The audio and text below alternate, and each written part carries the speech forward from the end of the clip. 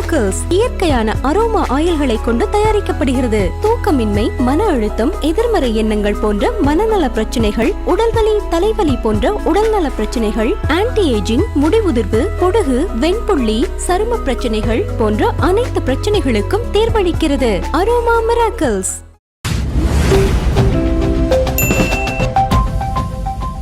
தமிழ்நாட்டில் வந்து நம்ம யாராவனா இருந்தெல்லாம், ஆனால் விஜயா இருக்கிறது வந்து ரொம்பவே கஷ்டமான ஒரு விஷயமா இந்த காலகட்டத்தில் வந்து பார்க்கப்படுச்சு. ஒரு பக்கம் வந்து இந்த கரூர் பிரச்சனை இருக்குது, அப்புறம் சிபிஐ விசாரணை போயிட்டுருக்கு.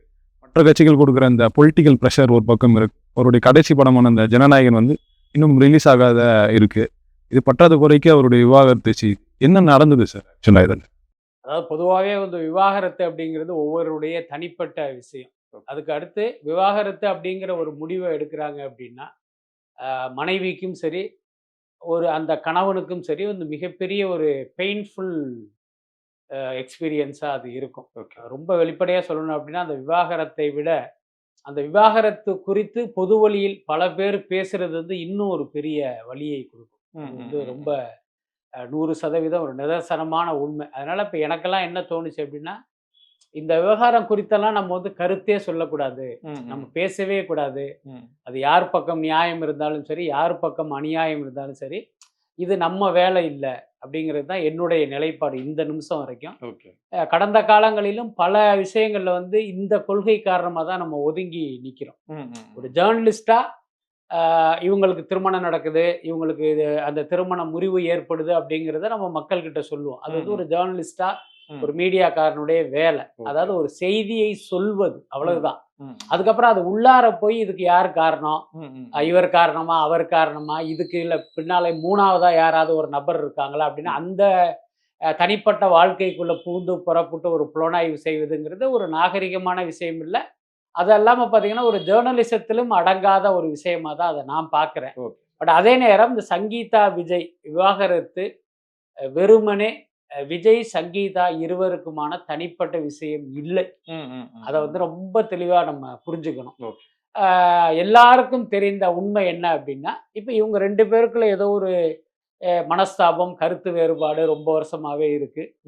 சங்கீதாவுடைய ஸ்டேட்மெண்ட் படி சொல்லணும் அப்படின்னா 2021 இருந்தே இருக்கு, கிட்டத்தட்ட ஒரு 5 வருஷம். அதாவது ஒரு கணவன் மனைவிக்குள்ள வந்து இந்த மாதிரியான ஒரு மனஸ்தாபம் ஏற்பட்டு மீண்டும் இணைவதற்கோ அல்லது பிரிவதற்கோ அந்த முடிவை அவர்கள் எடுப்பதற்கு 5 வருட காலங்கிறதே வந்து ஒரு அதிகபட்ச காலம்தான். கிட்டத்தட்ட ஒரு வருஷம் 2 வருஷத்துலயே அப்படி ஒரு முடிவை எடுத்துருவாங்க. இத்தனைக்கு 2 பேரும் ஒரே வீட்டுல வாழ்றாங்க. அப்ப நீங்க ஒரே வீட்டுல வாழ்வதால் அந்த முடிவை மாத்திக்கிட்டு மீண்டும் இணையணும், இல்லைன்னா இல்ல வேணாம் நம்ம பிரிஞ்சிடலாங்கிற ஒரு முடிவை எடுத்துடணும். ஸோ அப்படி இருக்கும்போது 5 வருடம் அவங்க இருந்துட்டு இப்போ அந்த விஷயத்த நீங்க கோர்ட்ல இத தாக்கல் பண்ணி அதை ஒரு பரபரப்பு செய்தியாக மாற்றுவது தற்செயலாக நடந்ததா அப்படிங்கிறது தான் கேள்வி. நான் இந்த கேள்வியை வைப்பதற்கு காரணம் இருக்கு. எத்தனை பேர் அந்த சங்கீதாவுடைய பெட்டிஷன் காப்பிய ரொம்ப நுணுக்கமா படிச்சாங்கன்னு தெரியல. நான் படித்தேன். டிசம்பர் 3ஆம் தேதி சங்கீதா அதில் கையெழுத்து போட்டிருக்காங்க. நல்லா கவனிங்க. டிசம்பர் 3ஆம் தேதியே இந்த விவாகரத்து முடிவை எடுத்து கோர்ட்டுக்கு போறதுங்கிற முடிவை எடுத்து அந்த பெட்டிஷன்ல சைன் பண்ணியிருக்காங்க.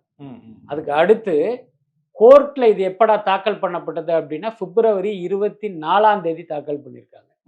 3 நாள் கழிச்சு தான் இது வந்து உங்களுக்கு ஊடகங்களுக்கே வருது. இப்ப நம் கேள்வி என்ன அப்படின்னா, டிசம்பர் மாசம் சங்கீதா கிட்ட கையெழுத்து வாங்கிட்டீங்க, ஏன் 1.5 மாசம் கழிச்சு, 1.5 மாசம் கூட இல்லை, கிட்டத்தட்ட 2 மாசம் கழிச்சு ஏன் நீங்க கோர்ட்ல போய் அதை தாக்கல் பண்றீங்க, அதை ஒரு 3 நாள் கழிச்சு எதுக்கு வெளியிடுறீங்க அப்படின்னு ஒரு கேள்வி. அதுக்கு அடுத்து ஒரு வழக்கினுடைய அந்த பெட்டிஷன் காப்பிங்கிறது 2 பேர்கிட்ட தான் இருக்கும். ஒன்று பெட்டிஷனர் கிட்ட, இன்னொன்னு அந்த பெட்டிஷனை வந்து ஃபைல் பண்ண லாயர் கிட்ட.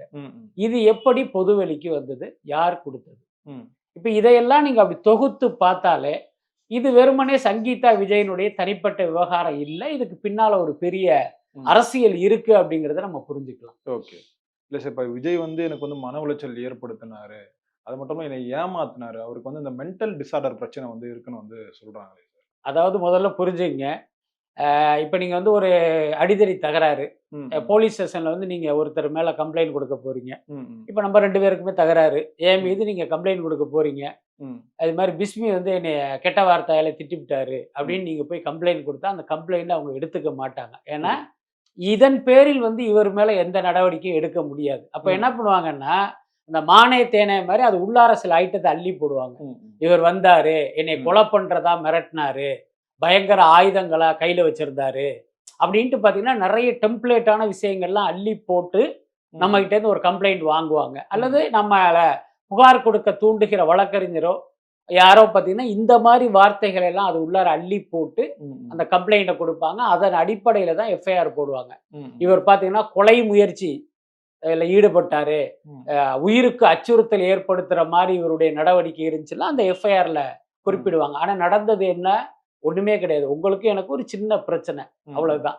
அதுக்கு ஒரு சட்ட நடவடிக்கை தேவை அப்படிங்கும்போது இந்த மாதிரி விஷயங்களை அள்ளி போடுவாங்க. கிட்டத்தட்ட டிவோர்ஸ் வழக்கிலும் இதுதான் நடக்கும். ஏன்னா என் வீட்டிலே வந்து ஒரு வழக்கறிஞர் இருக்காரு. அந்த அடிப்படையில் நான் சொல்றேன். என்னன்னா இப்ப நீங்க டிவோர்ஸ்க்கு அப்ளை பண்ணும்போது எனக்கு இவரோட வாழ பிடிக்கல, டைவர்ஸ் கொடுங்க அப்படின்னு நீங்க பெட்டிஷன் கொடுத்தீங்க அப்படின்னா அந்த கேஸை அவங்க எடுத்துக்க மாட்டாங்க. அப்ப என்னன்னா நீங்க ஒரு வேலிடான பாயிண்ட் சொல்லணும். இவர் வந்து என்னை உடல் ரீதியா மன ரீதியா துன்புறுத்தினாரு, என்ன இவர் பாத்தீங்கன்னா எனக்கு வந்து என்னை பட்டினி போட்டாரு, செக்ஸுவலா டார்ச்சர் பண்ணாரு அப்படின்னு ஒரு வலிமையான குற்றச்சாட்டுகளை முன்வைத்தால்தான் இந்த கேஸை வந்து எடுத்துக்குவாங்க. உங்களுக்கு வந்து சீக்கிரமே விவாகரத்து கிடைக்கும். இதனால டெம்ப்ளேட்டா அள்ளி போடுற வாசகங்கள் தான் அது. இன்னும் சொல்ல போனா பாத்தீங்கன்னா இது சங்கீதா சொல்லிதான் இந்த வார்த்தைகள்லாம் அதுக்குள்ளார இருக்கா அப்படிங்கறதே நம்மளால சொல்ல முடியாது. ஏன்னா பொதுவாவே ஒரு கேஸ் ஃபைல் பண்ணும்போது வழக்கறிஞர்கள் தான் அதை டிராஃப்ட் பண்ணுவாங்க. எனக்கு தெரிஞ்சு பாத்தீங்கன்னா இந்த சைக்கோத்தனமா பண்றாங்க அப்படி இப்படிங்கிறது எல்லாமே இந்த மாதிரியான ஒரு விஷயமா இருக்கும். அதுக்கப்புறம் இன்னொரு காரணத்தை நம்ம மறுக்க முடியாது. இப்ப பொதுவாகவே பாருங்க, ஒரு கணவன் மனைவி இருக்காங்க, கணவனும் மனைவியும் ரொம்ப அந்யோன்யமா அன்பா இருப்பாங்க. ஆனா ஏதோ ஒரு சந்தர்ப்பத்தில் கணவனோ மனைவியோ கோபப்பட்டு ரியாக்ட் பண்ணும்போது அந்த இன்னொரு பார்ட்னருக்கு அந்த முகமே வித்தியாசமா இருக்கும்.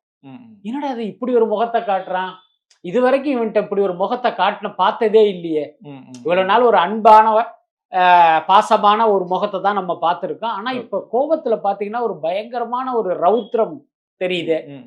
ஏன்னா ஒரு சைக்கோவா இருப்பானா, நேத்து பாத்தீங்கன்னா அப்படி சிரிச்சுக்கிட்டு இருந்தா இன்னைக்கு இப்படி காட்டுறானே அப்படின்னு தோணும், எல்லாருக்குமே தோணும். சோ அந்த மாதிரி சங்கீதாவுக்கும் விஜய்க்குமான ஏன்னா அந்த கான்வர்சேஷன்ல எதுலயே இவர் கோபப்பட்டு அப்படி ஒரு கோப முகத்தை காட்டி இருப்பதற்கு அதிக வாய்ப்பு இருக்கு. அதை மறுக்க முடியாது. ஏன்னா இப்ப விஜய்க்கு வந்து நம்ம ISI சர்டிபிகேட் எல்லாம் கொடுக்க முடியாது. எல்லா கணவன் மனைவிக்குள்ள என்னென்ன பிரச்சனைகள் இருக்குமோ அது விஜய் சங்கீதா குடும்பத்துக்குள்ள இருப்பதற்கு நிறைய வாய்ப்புகள் இருக்கு. இன்னும் சொல்ல போனா கண்டிப்பாக இருக்குன்னு கூட சொல்லலாம். அதனாலதான் அது நீதிமன்றம் வரைக்குமே வந்திருக்கு. சோ அப்படி பார்த்த சங்கீதா நாம் காதலித்து மணந்த கணவன் வந்து இப்படி ஒரு கோப முகம் காட்டுறாரு, என்ன இந்த ஆளு ஒரு சைக்கோவா இருப்பானோ அப்படின்லாம் அவங்களுக்கு தோணி இருக்கும் தானே. சோ அதனால அதையும் நம்ம வந்து மறுக்க முடியாது. வேற நடிகையுடன் வந்து தொடர்புல வந்து விஜய் இருக்காருன்னு வந்து சொல்றாங்க சார். அந்த நடிகை வந்து விஜய் குறித்த இந்த புகைப்படங்களை வந்து சமூக வலைதளங்கள்லாம் பகிர்ந்துட்டு வராங்கன்னு வந்து சொல்றாங்க. ரீசெண்டா வந்து த்ரிஷா மேம் தான் அவங்களுடைய கூட இருக்க போட்டோஸ் எல்லாம் வந்து ஷேர் பண்ணிட்டு இருந்தாங்க. அப்புறம் அந்த விஜய் சார் அரசியலுக்கு வந்ததுக்கு அப்புறம் த்ரிஷா மேம் விஜய் சாரும் சேர்த்து வச்சு பேசுறதா நம்மளால பார்க்க முடியுது. ஒருவேளை த்ரிஷா மேம் தான் இந்த டிவோர்ஸுக்கு காரணமா இருக்கிறதா வந்து ஒரு தரப்பினர் வந்து சொல்றாங்களே. அதான் அவங்க வந்து ஒரு நடிகையின் பெயரை குறிப்பிடாமல் அந்த மனுவில் தேவைப்பட்டால் அந்த நடிகையின் பேரும் இன்னொன்னு இது எல்லாருக்குமே தெரிஞ்ச விஷயம் தானே. த்ரிஷாவும் விஜயும் வெளிநாடுகளுக்கு போயிருக்காங்க. அதை த்ரிஷா வந்து ஒரு புகைப்படமா பகிர்ந்திருக்காங்க. அது எல்லாருக்குமே தெரியும். அப்படி இருக்கும்போது சங்கீதா அந்த பெயரை சொல்லலைன்னாலும் அவங்க த்ரிஷாவை தான் சொல்றாங்க அப்படிங்கிறது ஒரு அண்டர்ஸ்டூடு தான். அதுல எந்த மாற்றம் இல்லை. அதுக்கடுத்து சங்கீதாவுடைய அந்த பெட்டிஷன்ல வந்து ஒரு பாயிண்ட் போட்டிருந்தாங்க. அது உண்மையிலே ஒரு வேலிடான பாயிண்ட். இதை வந்து த்ரிஷாவும் யோசிச்சிருக்கணும், விஜயும் யோசிச்சிருக்கணும். அவங்க என்ன சொல்றாங்கன்னா, இப்ப த்ரிஷா வந்து இதை பொதுவெளியில் பகிரும் போது நானும் என் குழந்தைகளும் வந்து மன ரீதியா ரொம்ப பாதிக்கப்பட்டோம் அப்படின்னு சொன்னாங்க. இது வந்து வெறுமனே அந்த டிவோர்ஸ் பெட்டிஷனுக்காக போடப்பட்ட வந்து ஒரு பொய்யான அலங்கார வார்த்தை கிடையாது. அது வந்து ரொம்ப அவங்களுடைய ஃபீலிங். நீங்களே யோசிச்சு பாருங்களேன், நம்ம அப்பா இன்னொரு பெண்ணோட தொடர்புல இருக்காரு அப்படிங்கும்போது இப்ப நம்ம ஒரு காலேஜ்ல படிக்கிறோம் அல்லது ஒரு ஸ்கூல்ல படிக்கும்போது சக மாணவர்கள் அதை கேட்பாங்கல்ல. அதுக்கடுத்து பாத்தீங்கன்னா சில பேர் கேட்பான், பல பேர் கிண்டல் பண்ணுவான் முதுகுக்கு பின்னால. அதை எப்படி நீங்க டிஃபைன் பண்ண முடியும்? இல்லடா எங்க அப்பா ரொம்ப யோக்கியம், எங்க அப்பா அப்படியெல்லாம் இல்ல அப்படிலாம் நீங்க சொல்லிட முடியாதுல்ல. அப்ப அது எவ்வளவு பெரிய ஒரு பெயின்ஃபுல்லான விஷயம். இதுக்கு ஒரு உதாரணம் சொல்லலாம். என்னன்னா இந்த குமுதம் பத்திரிகையில ஒரு நடிகையின் கதைன்னு ஒரு தொடர், அதை பார்த்தீங்கன்னா ஒரு கற்பனை பெயர்ல வந்து ஒருத்தர் எழுதினாரு. அதுல பார்த்தீங்கன்னா ஒரு ஹீரோவை வந்து அவங்க சித்தரிக்கிறாங்க பேர் போடாம. அவர் பார்த்தீங்கன்னா ஒரு மோசமான ஒரு பெண் பித்தர், ஒரு நடிகை விட்டு வைக்க மாட்டாரு அப்படி இப்படிங்கிற மாதிரி அந்த நடிகரை வந்து பயங்கரமா வந்து ஒரு அக்யூஸ் பண்ணி அந்த தொடர் எழுதப்படுது. ஆனா அதை படிக்கும் போது பார்த்தீங்க அப்படின்னா அன்றைக்கு முன்னணி ஹீரோவா இருந்த சத்யராஜ் சாரை தான் அது வந்து உங்களுக்கு நினைவுபடுத்தும். ஓகே. இவங்க பாட்டுக்கு சகட்டு மேனிக்கு அப்படியே எழுதிட்டே போறாங்க. அப்ப நான் ஒரு நாள் நானும் சாரும் பேசிட்டு இருக்கோம். அப்ப சத்யராஜ் சார் சொல்றாரு, நம்ம வந்து சினிமாவுக்கு வரும்போதே இப்படியெல்லாம் எழுதுவாங்கன்னு தெரியும். ஏன்னா நமக்கு ஒன்றும் இது ஒரு பெரிய அதிர்ச்சியாகவும் வேதனையாகவும் இல்லை. ஆனா நம்ம குடும்பத்தினர் ரொம்ப கஷ்டப்படுறாங்க. பொண்ணு திவ்யா வந்து இப்போ ஸ்கூலுக்கு போயிட்டு இருக்கு. அங்க உள்ள ஸ்டூடெண்ட் எல்லாம் என்னடி உங்க அப்பா இப்படி ஆம்பளன்னு கேட்கும்போது திவ்யா வந்து ரொம்ப வருத்தப்பட்டு பாதிக்கப்பட்டாங்க. ஸ்கூல் போறதுக்கே அவங்க வந்து ரொம்ப சங்கடப்பட்டாங்கன்னு என்கிட்ட சொன்னார். உண்மையிலே அது எனக்கெல்லாம் ரொம்ப ஒரு மன வருத்தத்தை கொடுக்குது. ஒரு பத்திரிகையாளனா நம்மளும் அதுக்கு வெட்கப்படணும். என்ன அந்த மாதிரி பார்த்தீங்கன்னா இந்த மாதிரி ஒரு நடிகர்கள் குறித்து இன்னொரு பெண்ணோடு இணைத்து செய்திகள் வரும்போது அவங்களுடைய குடும்பத்தினருக்கு வந்து ஒரு பெரிய பாதிப்பு இருக்கும். ஸோ அந்த பாதிப்பை வந்து இவங்க மென்ஷன் பண்ணியிருக்காங்க. அதை வந்து நம்ம கண்டிப்பாக அந்த உணர்வுக்கு வந்து மதிப்பு கொடுக்கணும். பட் அதே நேரம் எல்லாருக்கும் இந்த உறவுங்கிறது தெரிந்தாலும் இதுக்குள்ளார பார்த்தீங்கன்னா ஒரு சின்ன விஷயம் இருக்கு. அதையும் நம்ம சொல்லித்தான் ஆகணும். சங்கீதா என்ன சொல்றாங்க அப்படின்னா 2021 வந்து இவங்களுக்கான ரிலேஷன்ஷிப் தெரிஞ்சுது. அதனால தான் நான் வந்து எங்களுக்குள்ள பிரச்சனை வந்துச்சுன்னா ஒரு பெரிய சம்பவங்களை வந்து விவரிக்கிறாங்க. அதில் உண்மை இருக்கலாம்.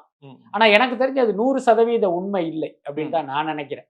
என்ன காரணம் அப்படின்னா சங்கீதாவுக்கும் விஜய்க்கும் 2017 பிரச்சனை வந்துருச்சு. அதுதான் உண்மை. ஓகே. இவங்க சொல்றாங்கல்ல 4 வருஷம் 2021 சொல்றாங்கல்ல, அது பொய். அதே நேரம் 2017 2 பேருக்கு பிரச்சனை வந்தாலும் அதுக்கப்புறம் மாஸ்டர் ஆடியோ லான்ச்ல எல்லாம் இவங்க வந்து கலந்துகிட்டு இருக்காங்க. இது 2017க்கு பிறகுதான். இது வந்து சும்மா வந்து ஒரு வெளி உலகத்துக்காக காட்டிக்கிட்ட ஒரு நெருக்கம் தான். இவங்களுக்குள்ள பிரச்சனை ஸ்டார்ட் ஆயிடுச்சு. இன்னும் பேச்சுவார்த்தை கூட இல்லை. அன்னைக்கு பார்த்தா ஐ திங்க் 2020க்கு முன்னாலாம் பார்த்தீங்கன்னா இவங்களுக்குள்ள ஒரு பிரச்சனை வந்தாலும் சும்மா ஒரு ஃபார்மாலிட்டியான ஒரு பேச்சு இருந்தது. ஏன்னா சாப்பாடு இருக்கா, நான் வெளில போயிட்டு வரேன், என்ன எப்போ வருவீங்க, இந்த மாதிரி ஒன் வேர்டான ஒரு கான்வர்சேஷன் அந்த காலகட்டத்தில் இருந்தது. எனக்கு ரொம்ப 100% தெரியும். ஏன்னா அப்படி இருந்துச்சு. இவங்க வந்து பார்த்தீங்கன்னா அது 2021 அப்படின்ட்டு இது பண்றாங்க. அதாவது இதுல வந்து காட்சி மாறி இருக்கு. எனக்கு தெரிஞ்சு சொல்றேன். அதாவது திரிஷாவுக்கும் விஜய்க்கும் அவங்க சொல்கிற ரிலேஷன்ஷிப் இருப்பது உண்மையாக இருக்கும் பட்சம் அந்த ரிலேஷன்ஷிப்புக்கு பிறகு இவர்களுக்குள் பிரச்சனை வந்து செப்பரேட் ஆகல. இவங்களுக்குள்ள செப்பரேஷன் நடக்குது, பேச்சுவார்த்தை கட் ஆகுது. அதுக்கப்புறம் திரிஷாவோட இவருக்கு ரிலேஷன்ஷிப் வந்ததா தான் நான் பாக்குறேன். ஏன்னா எனக்கு தெரியும் அந்த காலகட்டத்திலே இவங்களுக்கு இப்படி ஒரு பிரச்சனை வந்துச்சு அப்படிங்கிறது. பட் அதெல்லாம் ஹைட் பண்ணப்பட்டு இவங்க வந்து இந்த பெட்டிஷனை கொடுத்துருக்காங்க.